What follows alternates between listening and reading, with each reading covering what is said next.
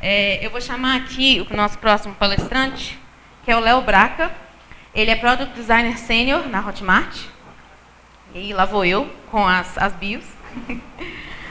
O Léo ele é designer desde 2002, já trabalhou no mercado corporativo, agências de comunicação e atualmente é designer de produtos na Hotmart, uma das startups mais promissoras da atualidade, segundo a Forbes. Esteve presente em projetos para marcas como Harley Davidson, Petrobras, Unimed BH, Drogaria Araújo, Sistema Fieng e o Estádio do Mineirão. Léo, por favor, pode vir.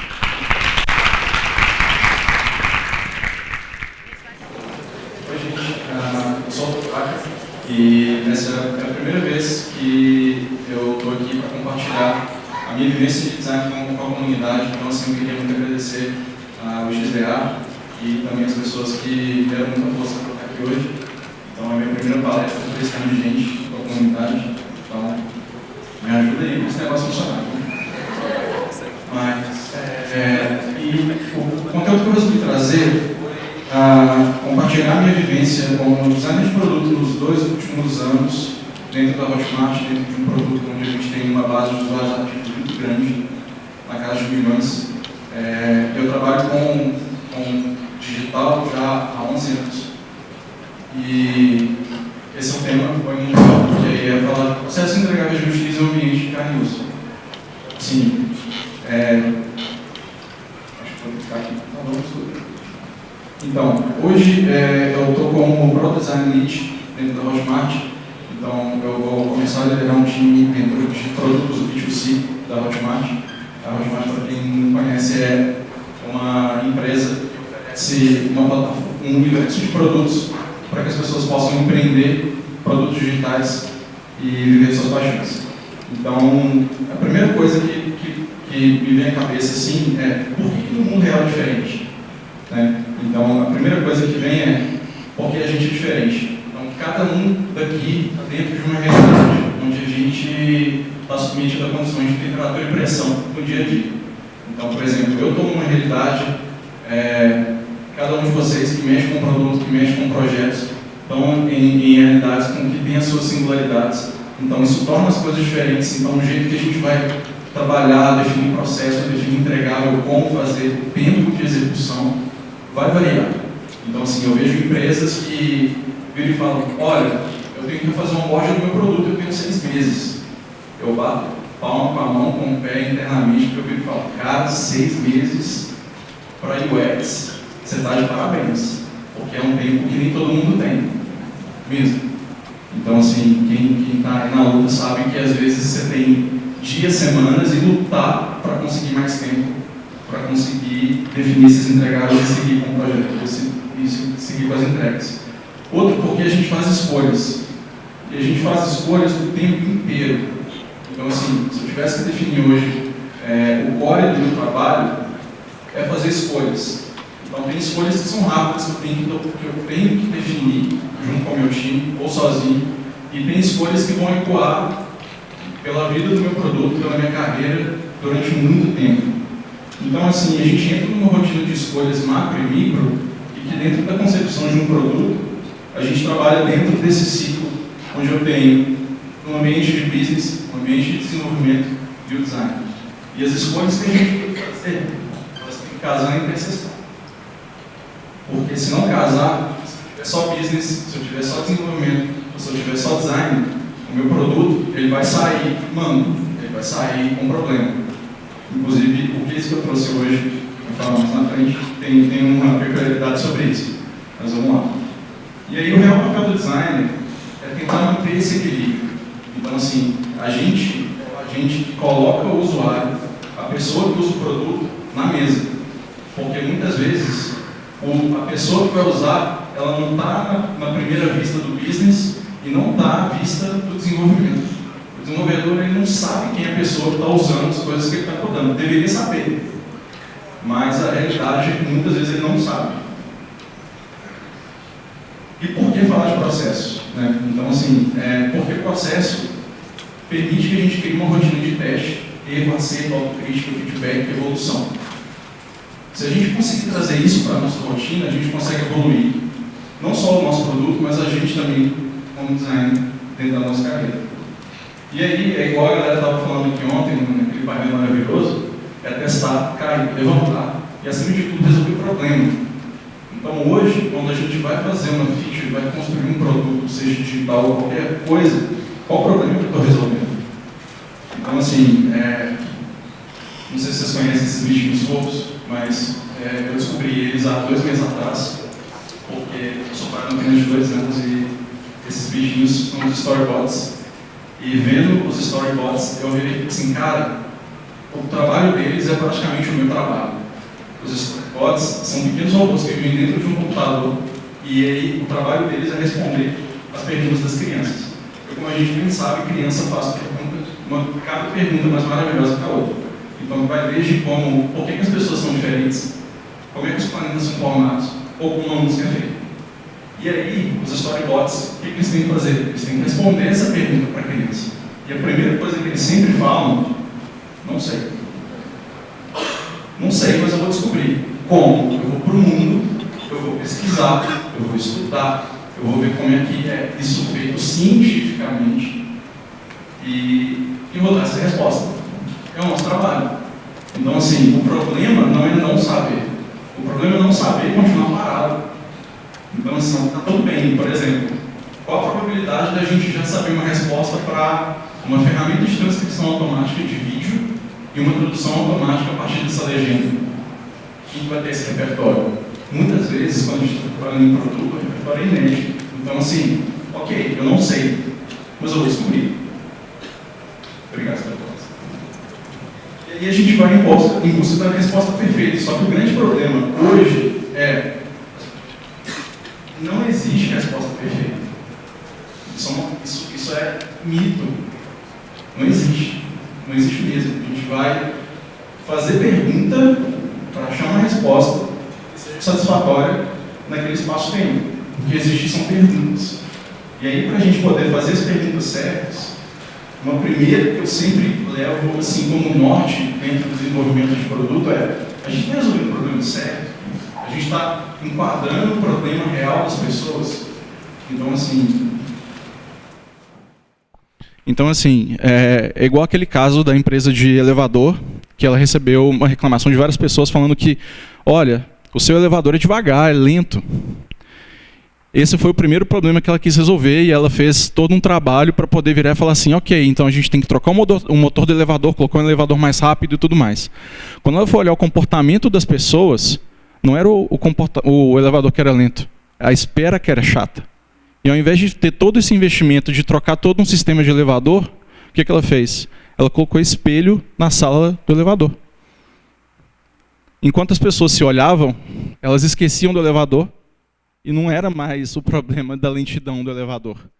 Então, assim, uma solução muito mais simples e com isso ela parou de receber reclamação que o elevador era devagar. Então, assim, existe uma diferença entre o que as pessoas falam e o que elas fazem. Então, assim, a gente tem que observar o comportamento das pessoas além do que elas falam para a gente. E eu utilizo o Golden Circle como uma bússola constante dentro do meu processo de trabalho.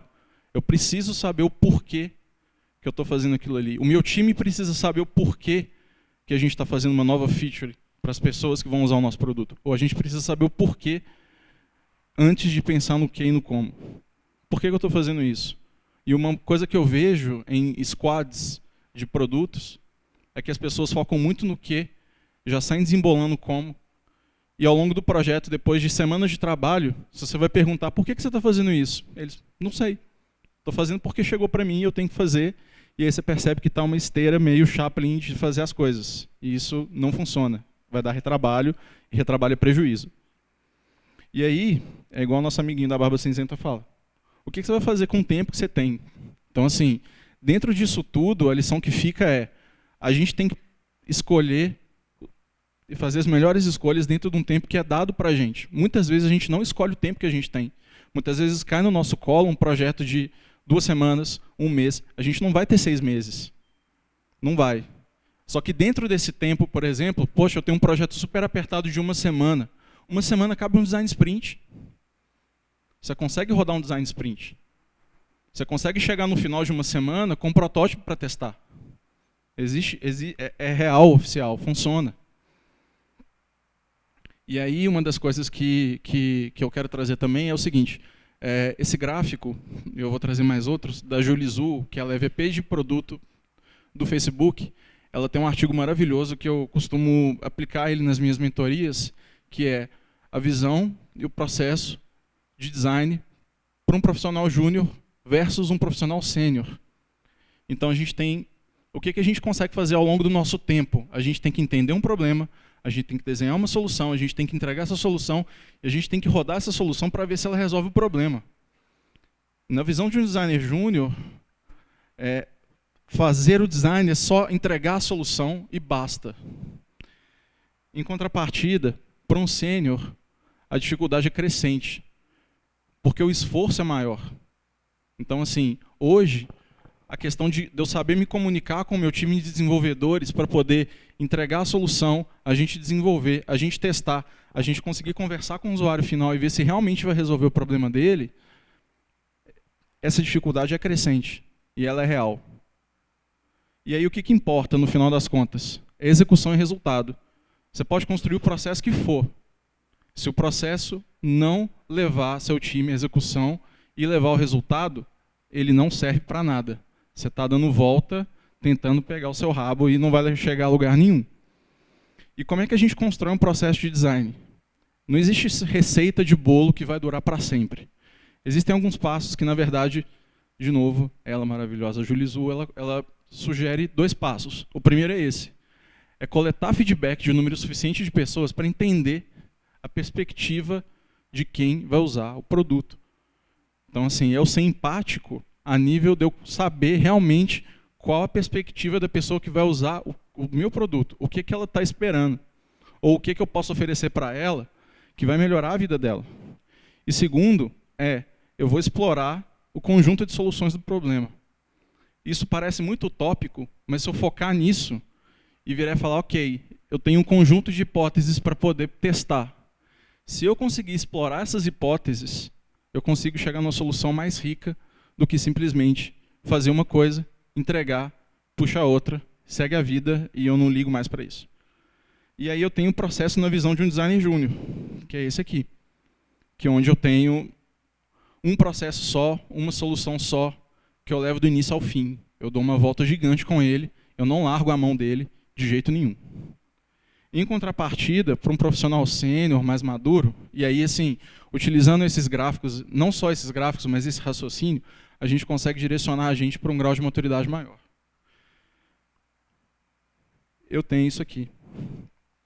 Eu não sei. Eu não sei, mas eu vou descobrir. É o que eu consigo fazer de melhor no tempo que eu tenho. Então, cada um desses pode ser uma hipótese que eu vou lá, testo, e vai dar ruim, vai dar merda, e a gente tem que voltar, testar de novo, rodar de novo, pensar de novo, para poder seguir e chegar no final. Ou seja, com o processo, a gente consegue colocar método nesse caos todo. Porque eu tenho hoje entregáveis de UX, por exemplo, se eu entrar hoje no uxdesign.cc lá do Fabrício, ele tem um post que fala, lista de entregáveis de UX, lá tem mais de 50. A gente tem que rodar todos num projeto. Se eu chegar isso na minha empresa e falar, olha, a gente vai rodar 50 entregáveis de UX antes de fazer alguma coisa, e isso vai demorar 8 meses. Eu perco meu emprego. Porque ele vai virar, você está louco. Isso não existe. Ninguém vai permitir você fazer tanto entregável de UX assim. Não se trata de quantidade, se trata de qualidade, e como as pessoas que já pisaram aqui nesse palco falaram, não é fazer mais, é fazer melhor. É saber o que você está fazendo. Se eu consigo fazer um questionário bom e entrevistar meu usuário, se eu consigo fazer um benchmarking onde eu consigo ter insight, se eu consigo fazer um teste de usabilidade e ter insights de melhoria com um teste de usabilidade com 5, 10 pessoas ou até em escala, e isso já me trazer um resultado, ok, está ótimo. E aí, eu trouxe esse case, que era uma vez o Club Caption, para poder falar de um case real dentro desse raciocínio de processo, de escolha e o que acontece dentro de um produto. Então, assim, essa é uma história sobre aprendizagem inspirada em eventos reais que deram merda. Mas que no final deu certo. Enfim, só para poder contextualizar, o Hotmart Club é o produto que eu trabalho há 2 anos e meio dentro da Hotmart. Ele é o nosso produto de área de membros, onde os nossos usuários eles podem criar áreas de membros onde eles podem distribuir conteúdo pela internet, criar cursos online ou criar conteúdos frequentes e poder vender esses cursos e vender e viver do que eles sabem fazer.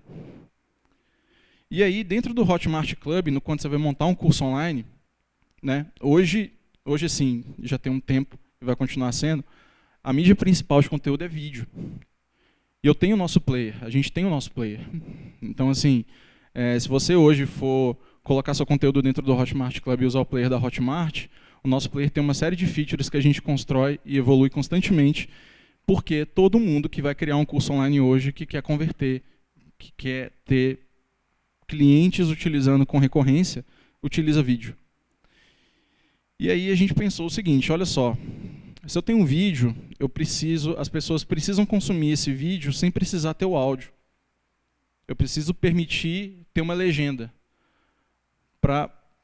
Por motivos de acessibilidade, por motivos de a pessoa comprou um curso online, ela está voltando para casa dentro do ônibus e esqueceu o fone de ouvido. Ela não vai consumir o conteúdo, ela vai consumir o conteúdo, ela pode ler legenda e está tudo certo. Então, assim, eu aumento a conversão do meu produto com legenda. Então, isso já facilita a vida dele. Segundo, eu vou virar e falar assim, olha, você quer expandir o seu negócio para outros países, você pode colocar uma legenda em inglês e espanhol no seu curso, no seu vídeo. Opa, com legenda em inglês eu já posso começar a pensar em vender nos Estados Unidos. Que outro concorrente faz isso aqui? Não faz. Então eu vou ficar com a Hotmart e vou seguir minha vida com ela, porque ela me oferece essas coisas que ninguém oferece. E aí a gente criou o Club Caption, que é essa ferramenta que ela faz essas três coisas. Eu pego o áudio e faço a transcrição do áudio e crio uma legenda automática.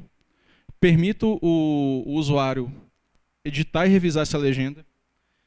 E se ele quiser, ele pode pegar essa legenda base a partir do idioma do vídeo e criar uma tradução para essa legenda. Então, assim, se eu tenho um vídeo em português, eu posso gerar uma legenda em russo, se eu quiser. Mas eu recomendo em inglês e espanhol. E aí o nosso processo macro dentro do time de produto do clube foi esse. A gente teve a fase de UX e UI, depois é codar, testar e lançar. E foi um projeto onde a gente não teve muito tempo para poder fazer, porque a gente precisava lançar ele num evento. Então, a gente já entrou com o tempo mordendo o nosso calcanhar. E aí, de UX, o que a gente escolheu fazer foi, vamos montar um briefing, fazer um benchmarking, partir para hipóteses, prototipar e testar.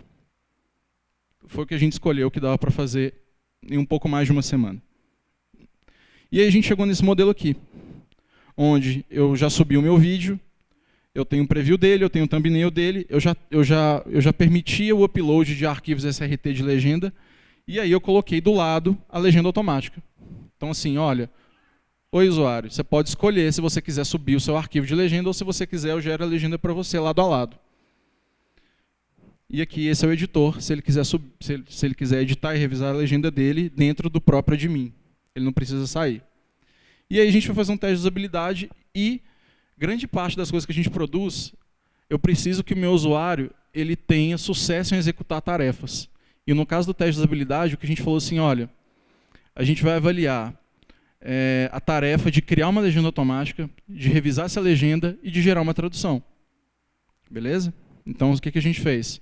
Jogamos no ambiente, em produção, com um número de beta testers limitado, inicialmente foram 50 pessoas, usuários reais, produtores que têm vídeo e tinham interesse nessa feature, e deu merda.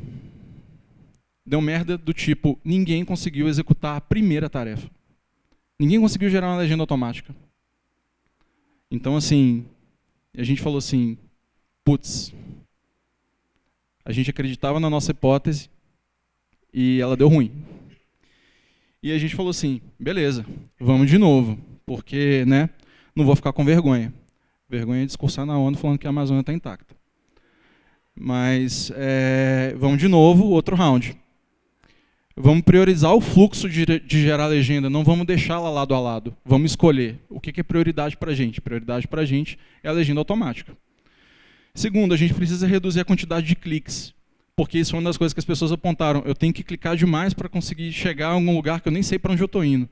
E aí, nessa análise, a gente viu que para gerar uma legenda automática, precisava de 6 cliques, o que é muita coisa. E, por último, reduzir também a quantidade de cliques para poder fazer essa tradução. E a gente chegou num segundo modelo, onde eu, ao invés de colocar tudo na cara do usuário, eu peguei o fluxo dele de upload de vídeo e fui colocando pequenas ações ao longo dela. Primeira coisa é, ele vai subir um vídeo. Eu já pergunto para ele, qual que é o idioma do seu vídeo? É uma ação muito simples, uma ação. Olha, meu vídeo está em português, pronto. Subi o vídeo, eu já sei o idioma. E aí depois eu coloco um outro CTA que é, olha, eu já sei o seu idioma. Você quer uma legenda automática? Quero. É só clicar num botão e já vou gerar a legenda para ele. Eu não preciso que ele escolha um drop-down, clique de novo, confirme de novo e publique. Então eu já vou gerar uma legenda publicada. Pegamos esse V2, rodamos de novo com os mesmos beta testers e aí deu bom. Deu tão bom que a galera conseguiu gerar um número de legendas absurdo. Então, assim, a gente conseguiu ver que estava todo mundo gerando legenda automática e utilizando tanto a revisão e a edição e a tradução. Então, eles conseguiram chegar até a tradução. E a maioria estava traduzindo para inglês e espanhol. Então, assim, e aí a gente rodou, fizemos o lançamento da feature, divulgamos ela para o nosso público. E aí, no primeiro mês de lançamento, a gente virou para todos os usuários. Então, hoje a gente tem mais de 40 mil produtores dentro da plataforma. E eles, com seus clientes, somam mais de 5 milhões de usuários dentro do clube hoje. E aí, o que a gente teve? No primeiro mês de lançamento, a gente somou mais legenda gerada do que legenda enviada dentro do admin via upload durante 1 ano e meio. Isso em um mês. A gente teve mais de 9 mil legendas geradas só no primeiro mês. E aí a gente percebeu o seguinte, vamos calcular também o tanto que a nossa ferramenta está assertiva para gerar legenda. E a gente percebeu que ela estava com 85% de acerto. Então estava satisfatório. E um último dado foi que em agosto agora, a gente quebrou o recorde de legendas dentro do clube. Foram mais de 10 mil. E com isso, vieram mais pessoas, e elas ficaram, e vieram mais clientes, porque os vídeos estavam legendados. Então, assim, um vídeo com legenda converte 30% mais do que um sem. Então, isso é uma métrica que a gente mediu e falou, olha, a gente tem que seguir com isso.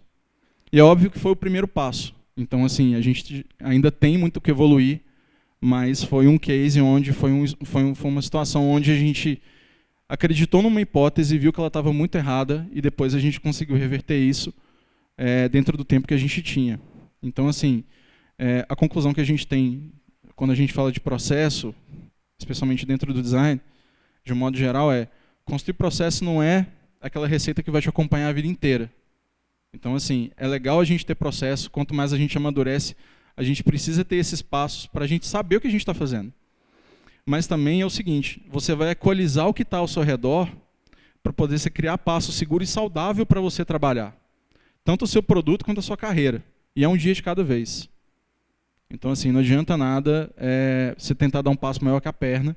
Então, assim, tudo que a gente está vendo hoje sobre cultura de dados, utilizar dados para poder balizar todas as nossas escolhas de design, a nossa experiência também conta junto com os dados. A nossa experiência de uso, a nossa experiência de produto. Então, assim, quem trabalha com produto tem que saber também, tem que usar o produto. Tem que entender a pessoa que está usando. Então, assim, e saber que esses processos, eles vão mudar, e está tudo bem.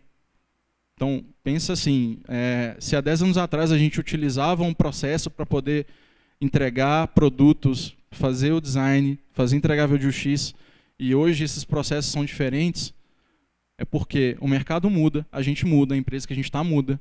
Inclusive, a gente muda de empresa, então quando a gente chega num outro lugar também, a gente tem essa adaptação dos processos num cenário que já existe. Enfim, e essas coisas acontecem e está tudo certo. E na hora de escolher entregável de UX, isso está ligado diretamente ao que a gente consegue fazer com qualidade dentro do tempo que a gente tem. Então, assim, é igual aquela métrica do Nielsen, quando ele fala que você pode fazer um teste de usabilidade com 5 pessoas. que aquilo ali vai te dar um retorno, uma segurança em termos de porcentagem do universo que você está testando o seu produto. Mas ele fala uma coisa que para mim é mais valiosa, que é, se você conseguir testar com uma pessoa, beleza, você pode ter um resultado não tão bom comparado a 5, mas ainda é melhor do que nada. Então, assim, não fazer nada ainda é muito pior do que fazer pouco e bem. É isso aí, obrigado.